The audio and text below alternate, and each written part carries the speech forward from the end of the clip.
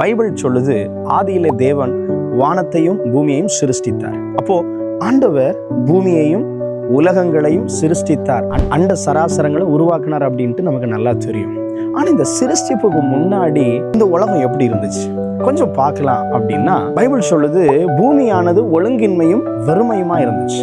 சிருஷ்டிப்புக்கு முன்னாடி பூமி அப்படின்ற பெயரை ஆண்டவர் கொடுக்கிறதுக்கு முன்னாடி இந்த உலகங்கள், இந்த அண்ட சராசரங்கள் எப்படி இருந்துச்சு பார்த்தீங்கன்னா, அது வெறுமையா, ஒழுங்கின்மையா, ஒரு எம்டியா, எந்த ஒரு பவுண்டரி இல்லாம சாதாரண ஒரு நிலையில பார்த்தீங்களா ஒரு பில்டிங்.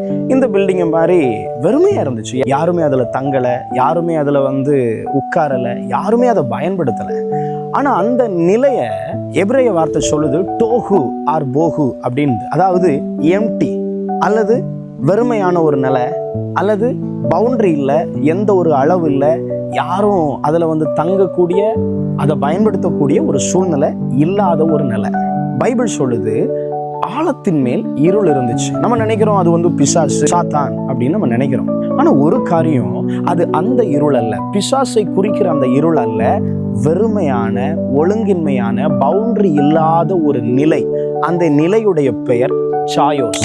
எந்த ஒரு ஒழுங்கும், எந்த ஒரு நிலையும், எந்த ஒரு அளவும் இல்லாத ஒரு வெறுமையான, வெளிச்சம் இல்லாத அந்த நிலையுடைய பெயர் தான் சாயோஸ் ஸ்டேட். அப்போ கிரியேஷனுக்கு முன்னாடி இந்த உலகம் எந்த நிலையில இருந்துச்சுன்னா சாயோஸ் நிலையில இருந்துச்சு, வெறுமையான நிலையில இருந்துச்சு, ஒழுங்கின்மையான ஒரு நிலையில இருந்துச்சு. அந்த நேரத்துல தான் ஆவியானவர் ஜலத்தின் மேல் அசைவாடி கொண்டிருந்தார் அப்படின்னு பைபிள் சொல்லுது. நான் கேட்கிறேன், எந்த ஜலத்தின் மேல அசைவாடி கொண்டிருந்தார்? ஆதியாகமம் 2வது அதிகாரம் 5வது வசனம் 6வது வசனம் சொல்லுது, அந்த பூமியில மழை பெய்யப்படவில்லை.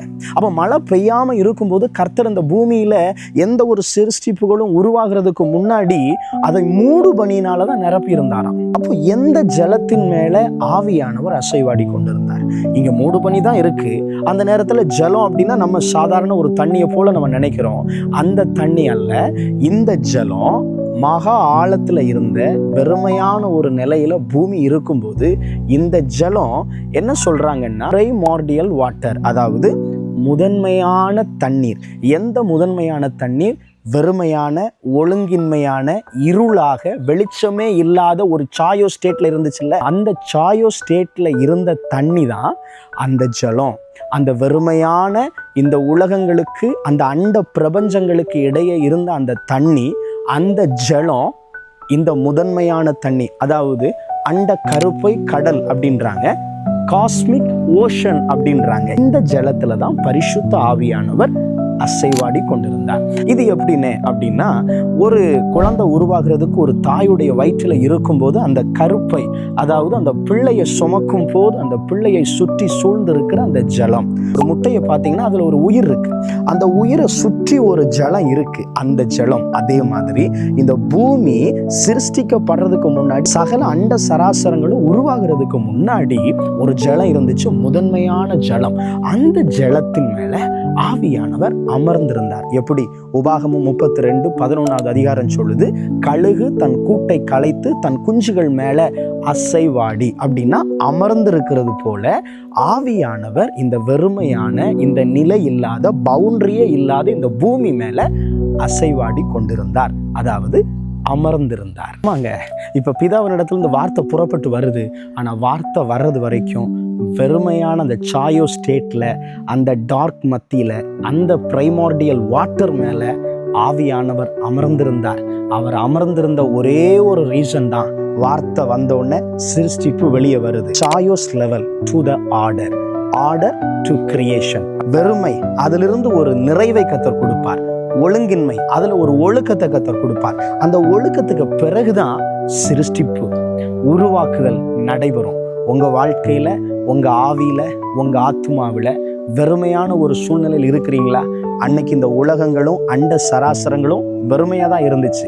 அந்த வெறுமையிலும் அந்த நிலையிலும் என் ஆவியானவர் அந்த வெறுமையை விட்டு விலகாம இந்த பூமியின் மேல, இந்த ஜலத்தின் மேல அமர்ந்திருந்தார். இப்ப வார்த்தை வருது, சிருஷ்டிப்பு உருவாச்சு, எல்லாம் நன்மையாக மாறுச்சு.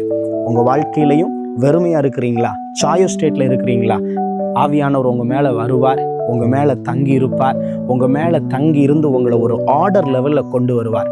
அதுக்கு பிறகு வார்த்தையாகிய இயேசு உங்களை உருவாக்குவார்.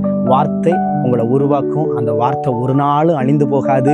வார்த்தையாகிய இயேசு உங்களை உருவாக்கி, உங்களை சிருஷ்டித்து, உங்களை பலப்படுத்தி, உங்களை இந்த தேசத்தில் உயர்ந்து எழும்ப பண்ணுவார். பரிசுத்த ஆவியானவர் அசையாமல் எதுவும் சிருஷ்டிக்கப்பட முடியாது. என் பரிசுத்த ஆவியானவர் பூமியின் சிருஷ்டிப்புக்கு மிக முக்கிய காரணமாக இருந்தவர். வார்த்தையாகிய இயேசு வருகிற வரையிலும் அதை விட்டு விலகாமல் காத்திருந்தவர். எவ்வளவு நாளுன்னு பைபிள் சொல்லலை, ஆனால் வார்த்தை வந்து அதை சிருஷ்டிக்கிறதுக்கு வரையில வெறுமை சிருஷ்டிப்பாய் மாறுறது வரைக்கும் என் ஆவியானவர் அந்த விட்டு விலகவே இல்லை. இந்த பரிசுத்த ஆவியானவர் உங்களை விட்டு விலகாமல் இருக்கிறார். உங்களை அதிகமாக நேசிக்கிறார். வெறுமையான உங்கள் வாழ்க்கையில் ஒரு ஆர்டரை கர்த்தர் தருவார். அதன் பிறகு வார்த்தையாகிய இயேசு வந்து உங்கள் வாழ்க்கையை சிருஷ்டிப்பார், உங்கள் ஜீவனை சிருஷ்டிப்பார், உங்கள் ஊழியத்தை சிருஷ்டிப்பார். எல்லாவற்றிலும் புதிய சிருஷ்டிப்பை நீங்கள் பார்ப்பீங்க.